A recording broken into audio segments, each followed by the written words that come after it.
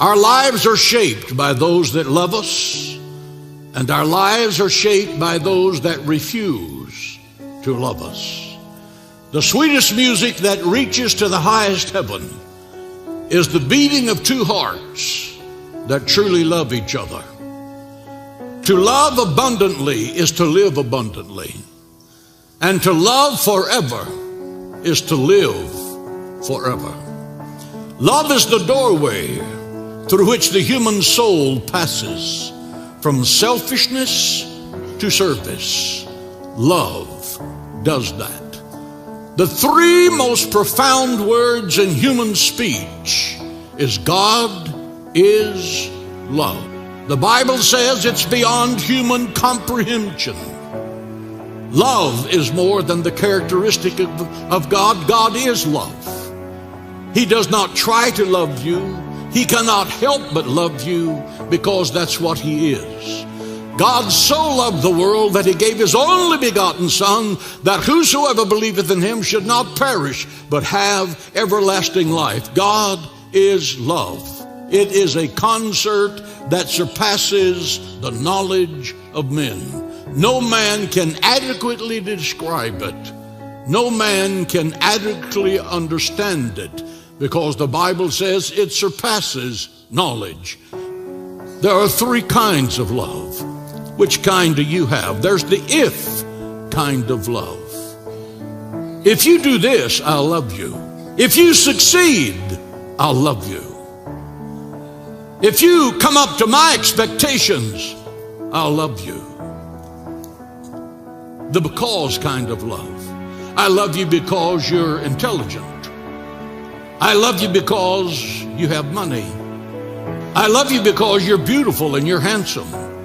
And then there's the in spite of kind of love, God's love. I love you in spite of your failures. I love you in spite of your miserable past. I love you in spite of your weaknesses and your faults. God's love, I loved you, faults, failures, and all. When God saw you through the eyes of love, He was looking at your potential. He was not looking at your past. Those of you who are going through indescribable circumstances, when you see God and God sees you, lift up your heads and rejoice. The best is yet to be. Every battle you go through, every heartache you endure, every tear you shed makes the love of God richer and purer in your life. People will stop loving you. Husbands will abandon their wives, and wives will abandon their husbands without cause. Parents will abandon their children. Man's love will fail you, but the love of God will never fail you. God the Father loves you with an everlasting love. He will never give up on you. He will always be there when you call. He'll put His arms around you. He'll heal you in the darkest night. He will whisper, I am with you. Be bold, be strong. I will never leave you nor forsake you to the ends of the earth. But the mark of Christianity is being to love the unlovable. That's the love of God. And you can't do that unless the love of God is in you. Love is not what you say. Love is what you do. You're not living until you discover the love of God. And when you find it, let it baptize you, explode in your life.